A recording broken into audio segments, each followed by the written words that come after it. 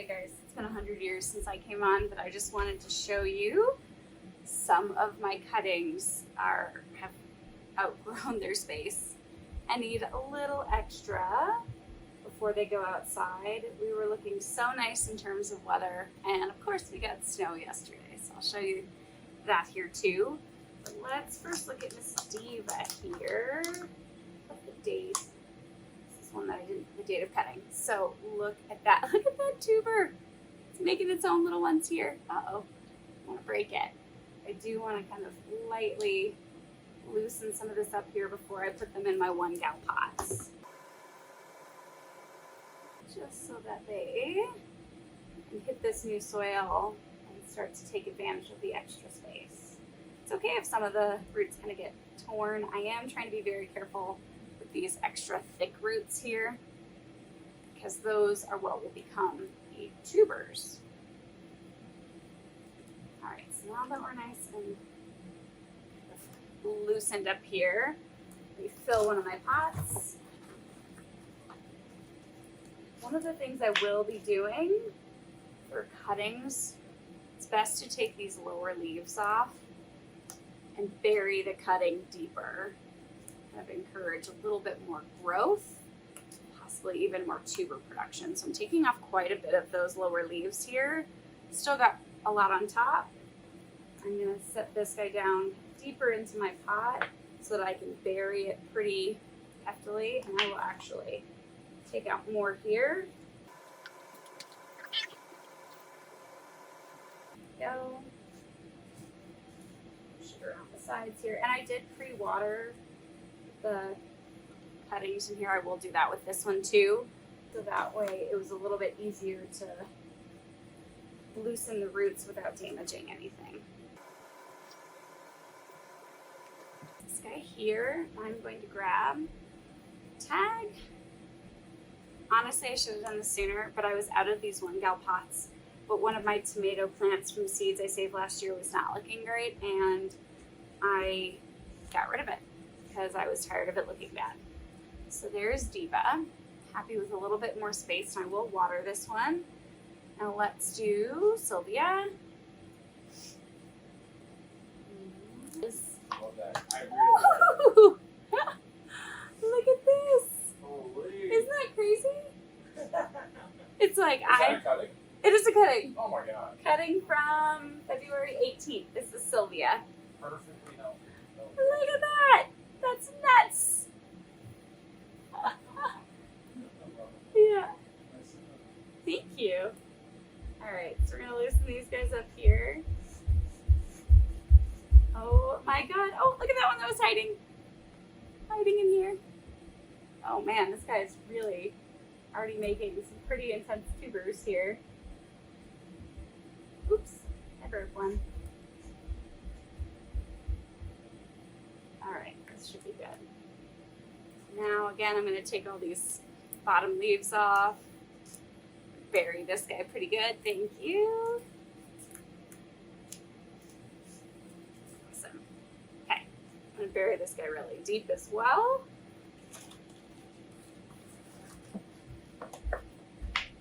Oh my goodness, I cannot wait to see what this one does.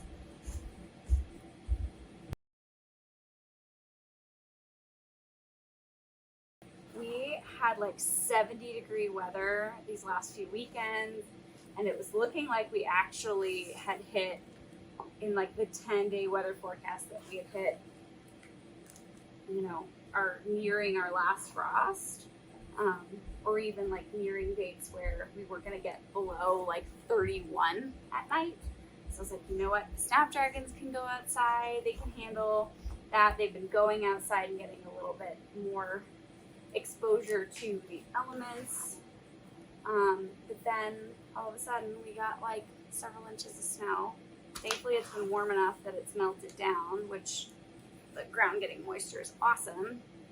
But hoping to plant more stuff. And then now tomorrow's gonna be like 70 degrees. So welcome to Colorado. The weather's made up. So now let's water in. And again, I use this $10 baby pool that we got last year for my dog, and he hated it, so I took it. And it's a reasonable way to keep the soil mess in the basement at bay, but you still get, I'm sure you hear the mess I make on a routine basis. So let me grab our sticker, put on our new container, keep things somewhat organized. And I like to top water these, but then I'll also put them in a tray with water so they can soak it up from the bottom, to make sure that the soil is well hydrated and that the plants don't suffer too much shock from the potting up process and me kind of jiggling those roots free. So that's one of my garden tasks today down in the basement. Take a couple more kind of snippets of what I'm doing down here and try to get something posted. It's been a really busy work situation lately, and we've been hosting a lot. So having people over the weekends makes it a little bit harder to record and edit.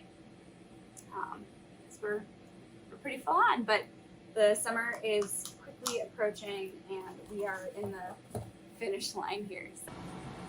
All right, guys, I also need to water, potentially fertilize some of my dahlias here that I've started. Most of these are the blizzard variety. Got my watering jug here. I take off the spout for these because I'm bottom watering anyway. I don't need it to be extreme. So what I'm going to do is, I'm not particularly measured with some of this stuff, but I usually just do a splash of the bloom fertilizer every, I don't know, couple months. I really am not super heavy handed with fertilizer use because most of these guys don't really need it. So we grab whatever is nearby just to mix this up. For me, that's support beams here. And then I'm going to turn the camera down here so you can see into the trays. We'll bottom water and make a huge mess into the tray. And come over here and do the same thing. These guys are in desperate need of water. Okay. When you have so much in the basement, sometimes you end up neglecting things because you don't see how dry they are. So I'm going to come through here. A little bit of a little water on the top and the bottom just to make sure it's super well hydrated. So that's these two guys. These guys in a shoe tray, and it's a perfect spot for these because it's got a nice lip and it fits about 8 of my 1-gal pots. So what I do is take my watering can and just fill the bottom here, and each of these pots will absorb the water that they need from the bottom. So that's probably good for these guys. And then kind of have to snake my way back here to do the same. It's kind of a jungle and it is a mess back here. But I'll do the same with these guys who are massive. Absolutely. All right, I'll try and sneak back here to get some water into my tubs because I'm just going to top water. Getting into the little spigot is a little harder with these watering containers, so I'm just not going to bother. I'm just going to make sure they get a good drink. Come over here and do the same. I'll show you a bit of a close-up of what these guys are looking like these days. I've got some status. Got one lone lisianthus that I planted up here, and some blue glitter orangium, which is the sea holly. I'm really excited to go out soon. These guys, a little bit of a drink. Try not to get my socks completely soaked, because this is what I've been doing lately when I spill. I have been fighting an uphill battle with spider mites lately, so if anyone has any good tips on how to manage those, please comment, because they have been the absolute bane to our existence lately. So help us out. So the other thing is, I wanted to show you my tomato trees behind me. These guys are nuts. I don't know how they've gotten so big. These are sun golds, and I'm going to insert a couple of clips here of just how much they've grown. I am not I'm a pretty big novice when it comes to tomatoes. So again, if anyone knows that I should be cutting off some of these blooms to allow the other tomatoes to ripen a little bit faster, please let me know. But for now, I'm just gonna let them do their own thing and watering them as they show that they need it. All right, friends, and here are the tomato trees. They're quite literally 7 feet tall, 6 or 7 feet tall.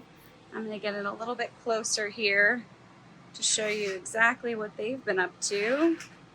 Have to move things along the way. Got quite a few beautiful cherry, well, sun gold tomatoes. They're cherry tomato sized.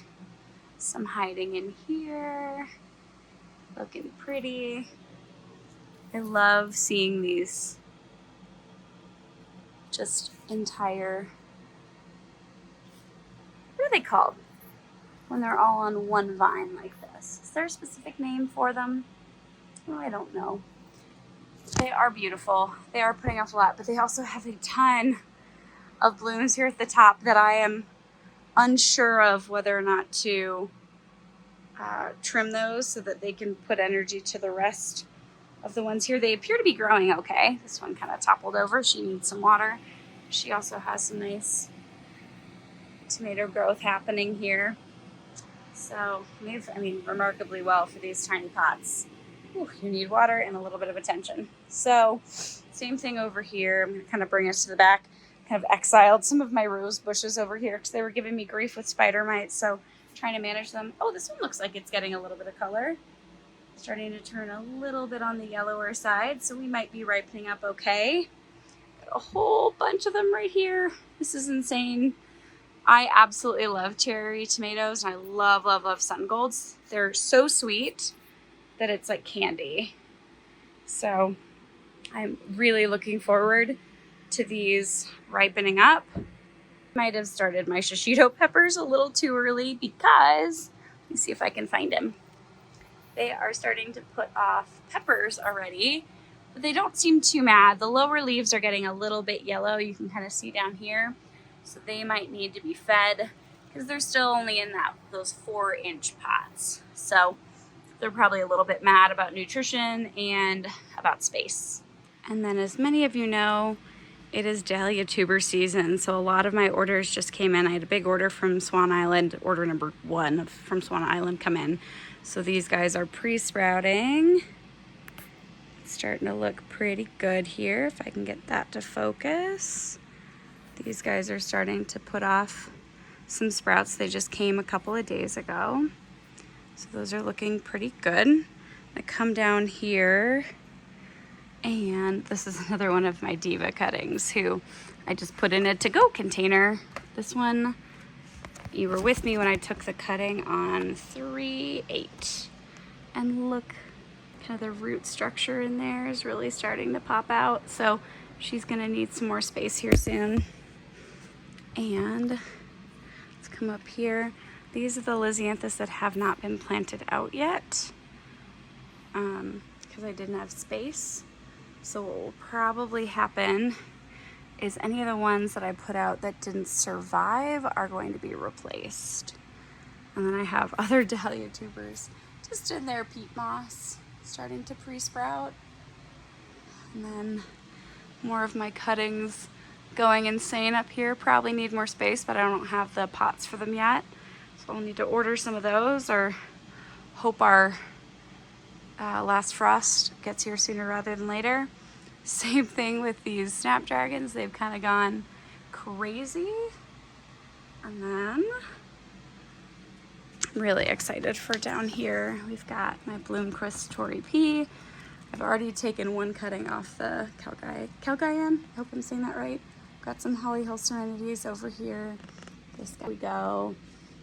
And same thing over here. These are so cool. I've already taken a cutting from my Ruthie G and my Calgayan, and this is a couple of days ago. They're doing really well. So I've got my little to-go container faux humidity dome. some of my others right here. So got Ruthie G, if I can make, there we go. Sandia Bertha, and a couple of the Kelty Rose.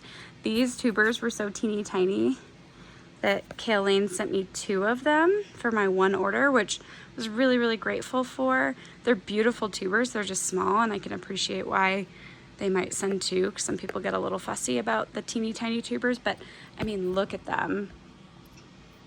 This one is overachieving. If I can make it focus, I'll probably put a picture in right here. But each of these tiny tubers have at least 2 eyes. The one on the right has 3 eyes that are growing that I will be taking cuttings off of. I just hope I have enough time to get them well established before they go outside.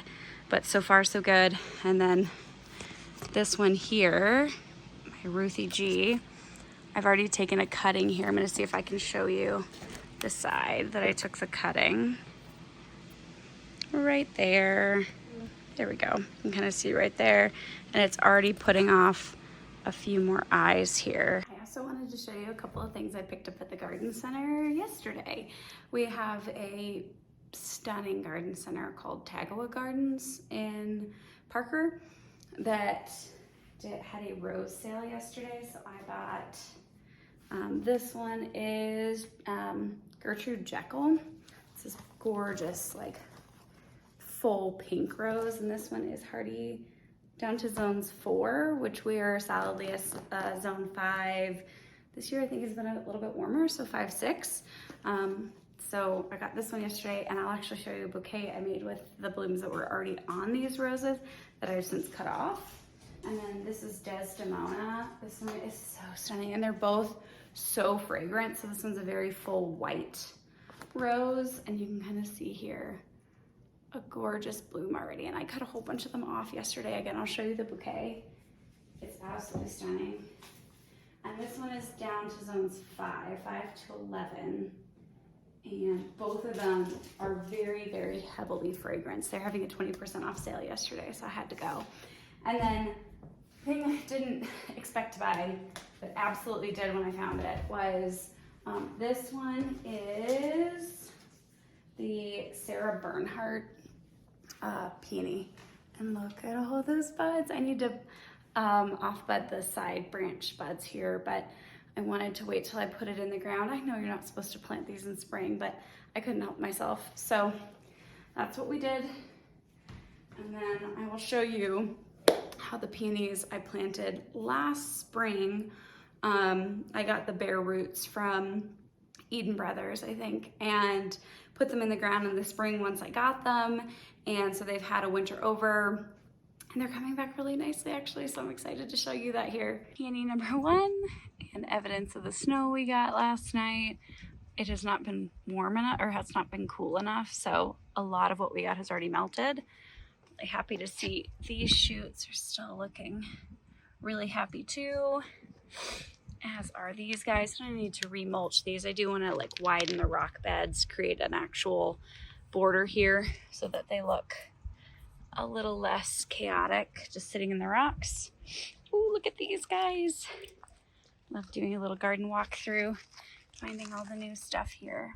Here are a whole bunch of nice shoots here coming up from this one.